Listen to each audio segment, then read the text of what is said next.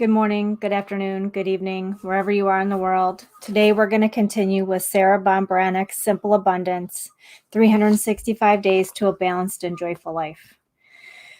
April 24th, A Taste for Living.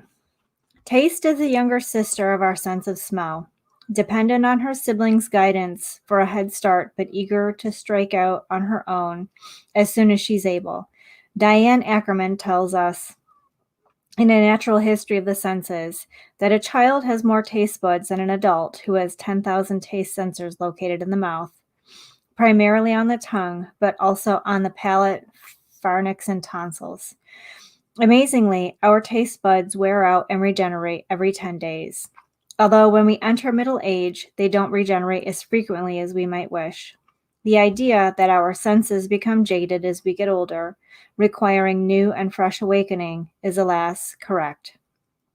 The word taste, from the Old English word tasten, means to touch and test, has always had a double meaning. In exploring and celebrating the simple pleasure of this intensely personal sense, we should look at both interpretations.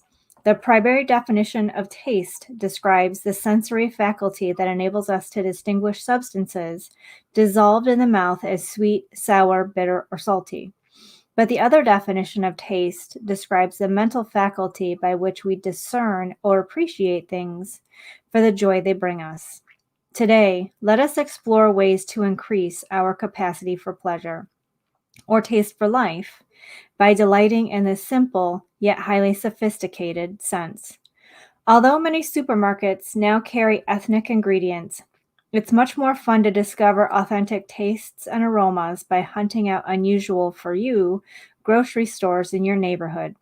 Caribbean, East Asian, Indian, or Pakistani, Italian, Cajun, German, French, Hungarian, Hispanic, kosher, or soul food. Just under the East Asian category alone, you have Chinese, 8 different styles of cooking, Japanese, Korean, Thai, Cambodian, and Vietnamese. It wasn't until I was 18 and out into the world that I discovered that all vegetables aren't gray in color when they arrive at the dinner table. What a life changer. And an artichoke. Learning how to prepare and eat one. It was a thrill. So many of us just play it safe, recreating the food we grew up with. But once we break out of that box, we have so many delightful dinners ahead of us. There's a world of delicious morsels out there waiting to be found and savored. Inhale the vibrant aromas and bring home something wonderful, new, and different to cook for dinner this week. You could play a culinary game called Around the World in 80 Menus. To make it easier, invite friends to contribute potluck dishes. Who said we don't know how to have a good time? Next, clean out your spice cabinet. This is both symbolic and necessary. Variety, after all, is the spice of life, and nothing broadens our sense of taste better than fresh spices do. After my daughter was born, I simply didn't have the time to clear out my spice cabinet.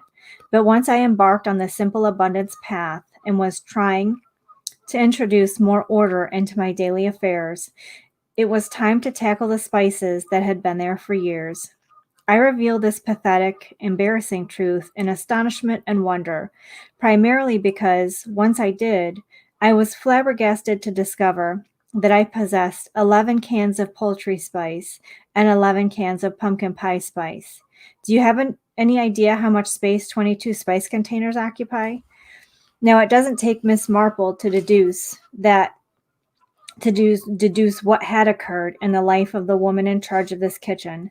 Every Thanksgiving since the baby was born, she had purchased new cans of poultry and pumpkin pie spice. Why? Was it because a renowned gourmet chef, she was extremely fastidious about the pungency of her spices? I don't think so.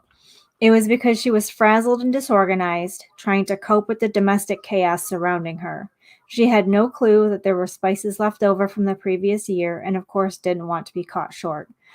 Learn from this sorry story. Somehow, I suspect that I am not the only woman in America with numerous souvenirs of Thanksgiving days past.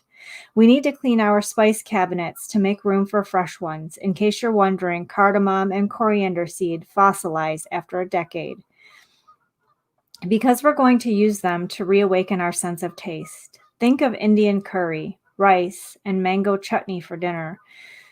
Soon, or a pan of lasagna redolent with basil, oregano, and garlic, or a pot of southwestern chili.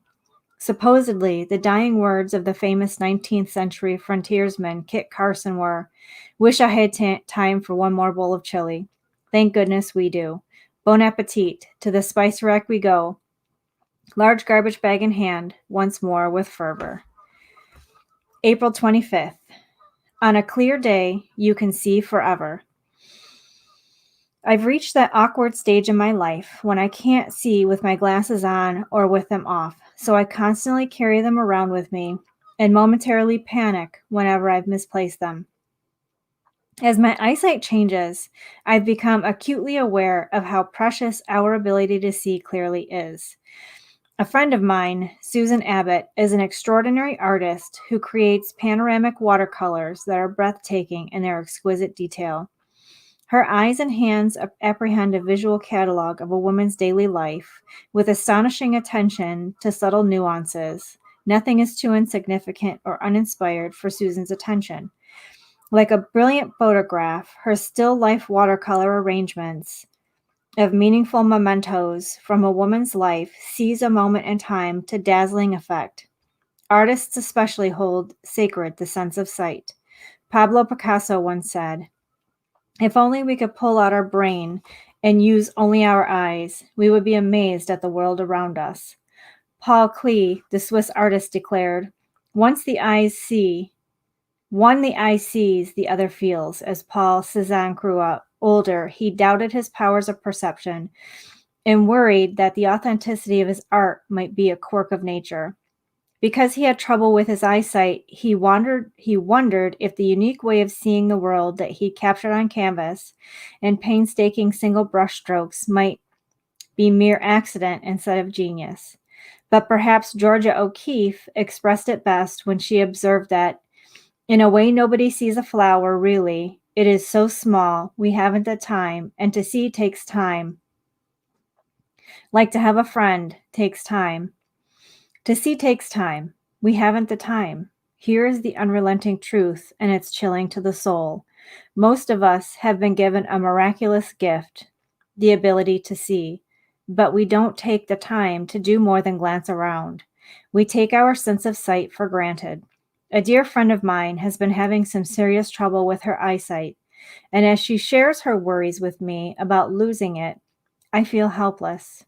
What she laments losing is being able to drive the car, pool, or take her children to the dentist, to do her grocery shopping, try out new recipes, read the newspaper, see the faces of those she loves, put on makeup, infinitesimal, precious moments that make up the days of our lives.